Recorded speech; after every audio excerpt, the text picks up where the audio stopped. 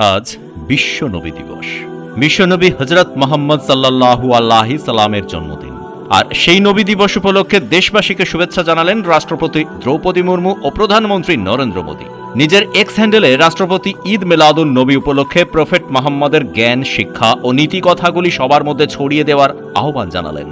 রাষ্ট্রপতি তার এক্স বার্তায় লিখেছেন, ঈদ মিলাদুন নবীর এই পবিত্র ক্ষণে সমগ্র দেশবাসীকে, বিশেষ করে মুসলিম ভাই বোনেদের জানাই আমার আন্তরিক শুভেচ্ছা। ঈদ মিলাদুন নবী উৎসব আসলে প্রফেট মুহাম্মদের মহৎ নীতি কথাগুলি ঝালিয়ে নেওয়ার দিন। আমাদের প্রত্যেকের জীবনের কর্তব্য পালনে নবীজির প্রচার করা বাণীগুলি পাথেয় করে এগোতে হবে। তার বাণী আমাদের জীবনের চলার পথের শক্তি। তার দেখানো পথ উন্নত ভারতবর্ষ তৈরির লক্ষ্যে একটি অনুপ্রেরণা। পবিত্র ঈদ মিলাদুন নবী উৎসবে দেশবাসীকে শুভেচ্ছা জানিয়েছেন প্রধানমন্ত্রী নরেন্দ্র মোদীও। নিজের এক্স বার্তায় মোদী মোবারকবাদ জানিয়ে লিখেছেন, মিলাদুন নবী উৎসব সবার মধ্যে ভ্রাতৃত্ব বন্ধন গড়ে তুলুক, সবার মধ্যে দয়া মায়া বর্তিত হোক, তাতেই আমাদের সমাজ এগিয়ে যাবে। প্রতি বছর ইসলামিক ক্যালেন্ডারের তৃতীয় মাসের 12 রবিউল আওয়ালের নবীজির জন্মদিন পালন করা হয়। বিশ্বজুড়ে ইসলাম ধর্মাবলম্বীরা পবিত্র এই দিনটি পালন করছেন। ব্যুরো রিপোর্ট, পূবের কলম ডিজিটাল।